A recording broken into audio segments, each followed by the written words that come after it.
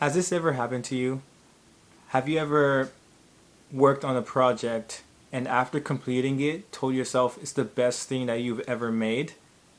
And then after sleeping on it the next morning and circling back to that so-called best project only to realize that it's trash. And that's exactly what happened to me. My first YouTube video, I thought it was the best thing that I've ever made. And there was a time between the day I recorded it and the day I posted. And after rewatching the video a few times, I slowly started to feel that this video was rushed. I haven't taken the editing seriously, and basically it was just like garbage. And even though I felt that way, I still decided to go forward and post the video either way. And this is what I want to dive into today. The reason why I did that is because I wanted to take imperfect action. I didn't want me to convince myself out of posting that first YouTube video, and I didn't want me to keep on telling myself that, oh, I'm going to do it tomorrow, I'm going to do it the next week, I'm going to do it when certain circumstances are good for me to be able to get started. I didn't want any of that happening. So I needed to get skin in the game as soon as possible. And it was posting that first video that allowed me to build the momentum so that I can continue creating other YouTube videos to learn and to improve upon the previous videos. And I think that you should take imperfect action as well. And by any means, this doesn't mean that you should like half-ass things or just put 50% effort in whatever project you're doing. What I mean here is that you shouldn't wait for things to be perfect in order for you to get started. And a lot of people wait for like the perfect timing, the perfect script, the perfect weather conditions to get started, but usually there isn't like a perfect time for everything. And what I've learned throughout the whole process and throughout the years is that perfection, there's no such thing as perfection, and it's usually the thought of being or trying to be perfect that holds people back from getting started. And it's okay to suck because it's all part of the process. So I can even reflect on my own life as a photographer, and when I started taking things seriously back in 2021, at that time I thought my photos were like world class, the best thing that you've ever seen.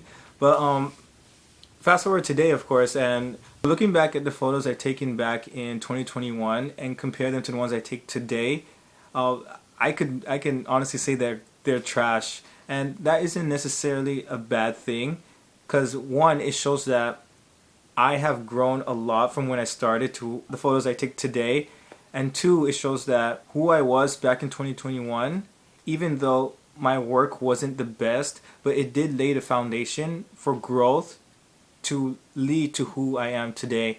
So I actually want to take a few words from a book I'm reading by Rick Rubin, The Creative Act, A Way of Being. And there's a lot of like interesting points that he brings out in his book regarding creativity and just creative projects in general. And I'm gonna read a few pages of it. So it says here that if you start from a position that there's no right or wrong, no good or bad, and creativity is just free play with no rules, it's easier to submerge yourself joyfully in the process of making things. We're not playing to win, we're playing to play. And he also says here, if you have an imperfect vision of a work you really love, you may find that when it seems perfect, you don't love it in the same way. This is a sign the imperfect version was actually the one.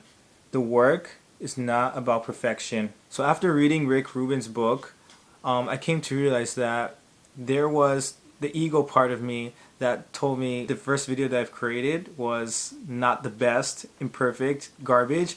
And then there was the real me that realizes that there is no such thing as perfect, and that we shouldn't let the thought of it prevent you or me from taking action and indulging in creative acts. So even though the work that you put out there isn't perfect, the fact that you take imperfect action allows you to make mistakes, allows you to get feedback from other people, and in that way you can learn and improve on the future projects that you have. Because that's the thing, I don't think there's any human being that is born and immediately can like drive cars or like use an iPhone or something like that. It's impossible, you know, because like it's a process of trial and error. It's a process of making your mistakes and learning from mistakes.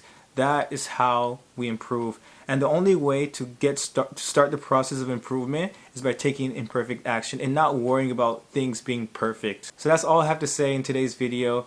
If you guys found value of it, you can always share it with a friend or close one. And I hope to see you in the next one.